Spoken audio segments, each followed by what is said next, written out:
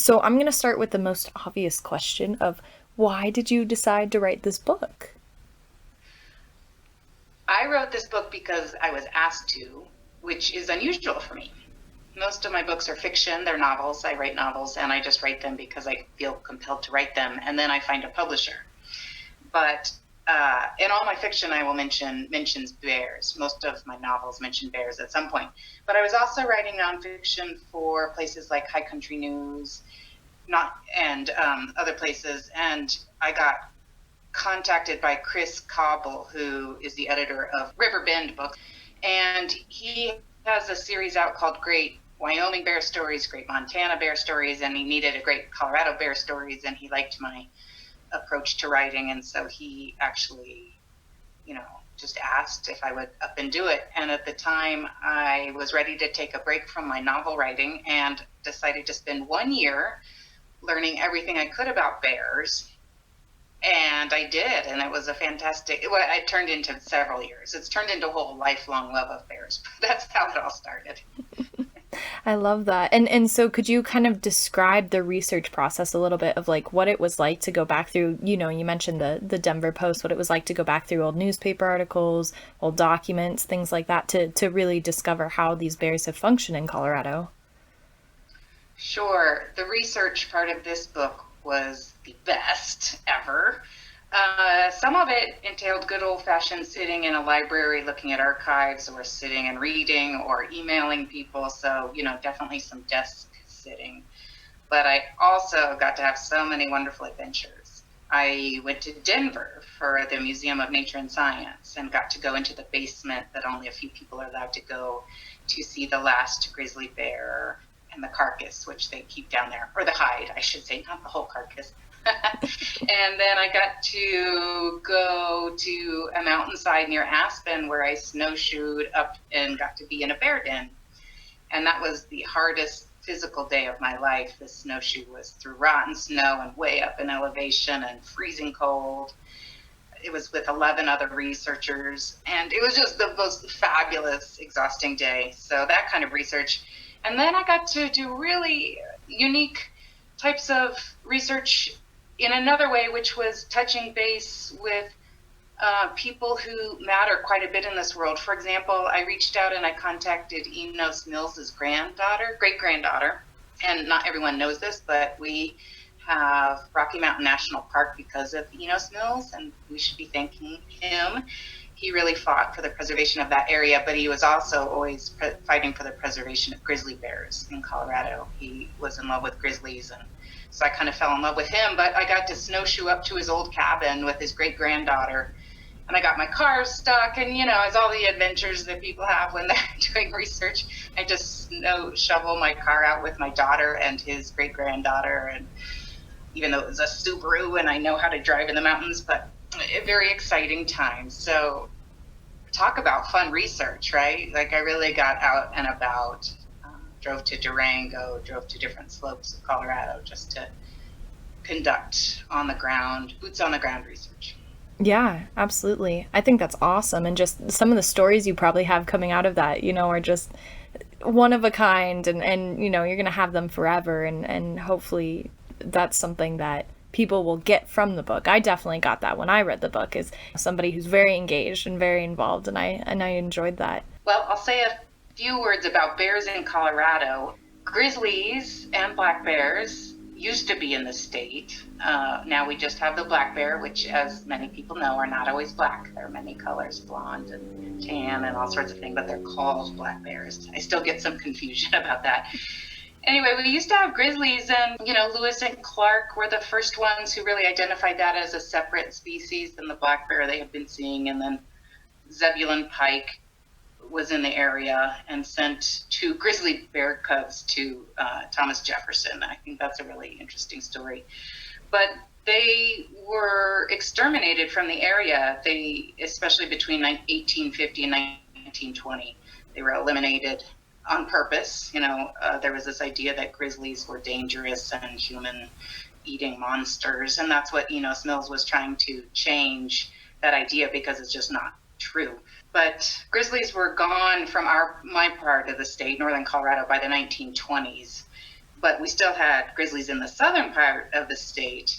And then they thought that they were killed by the 1950s. They thought they were all gone. But there's a really interesting story about it. A guy named Ed Wiseman, who in 1979 was bow hunting, and that's not that long ago, 1979.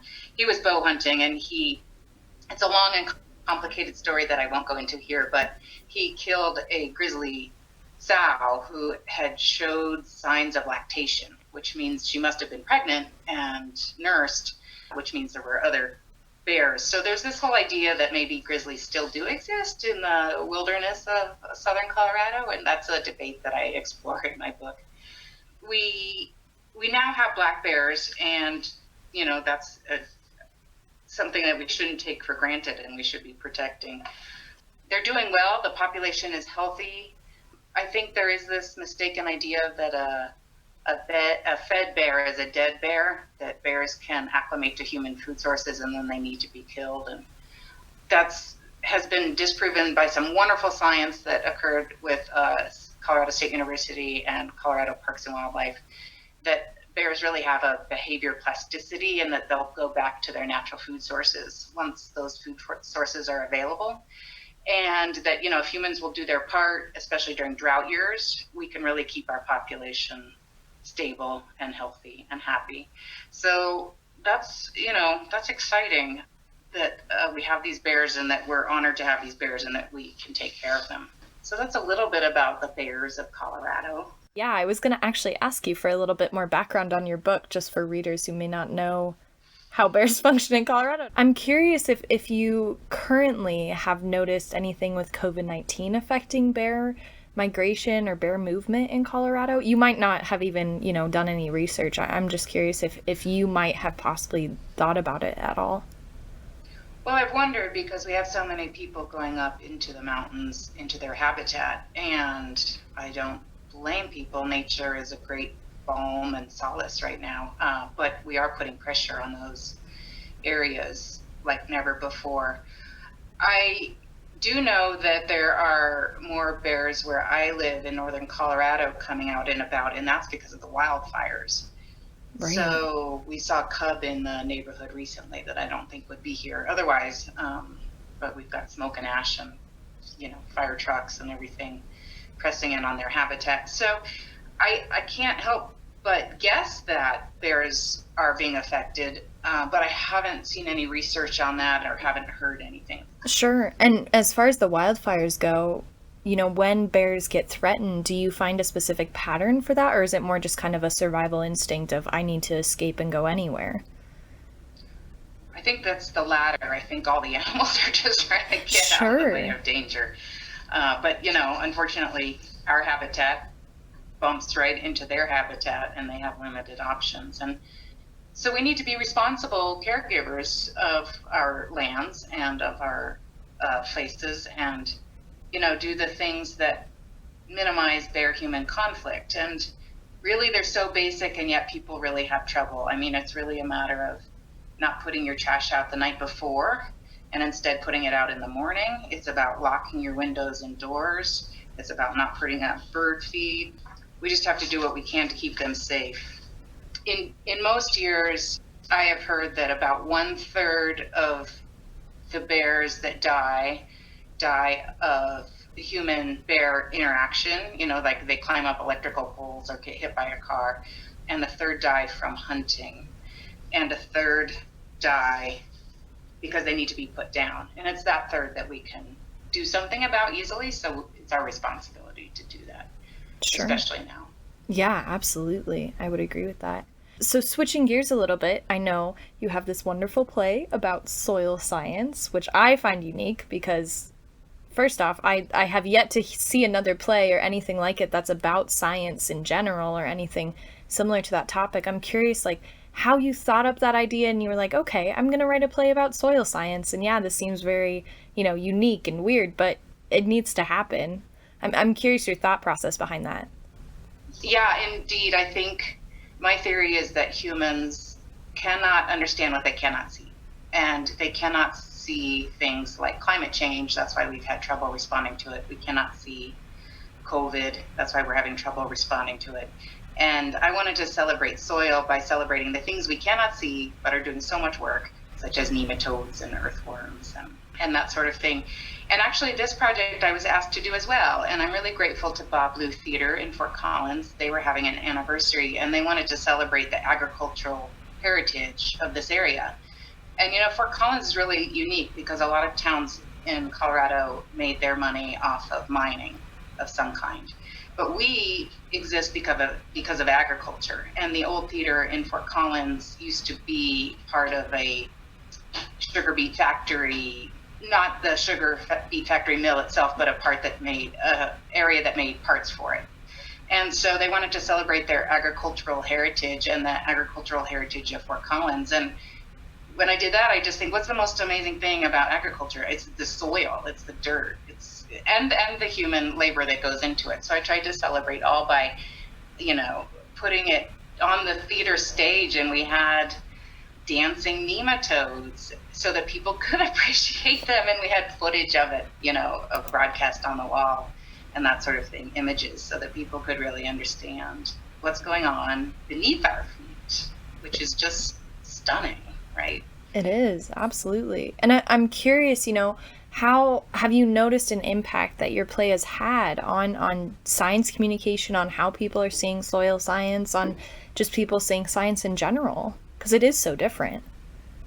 Well, I think science communication is the most fascinating, developing endeavor at the moment. And I think that's because the general public finally really fundamentally sees the importance of science communication.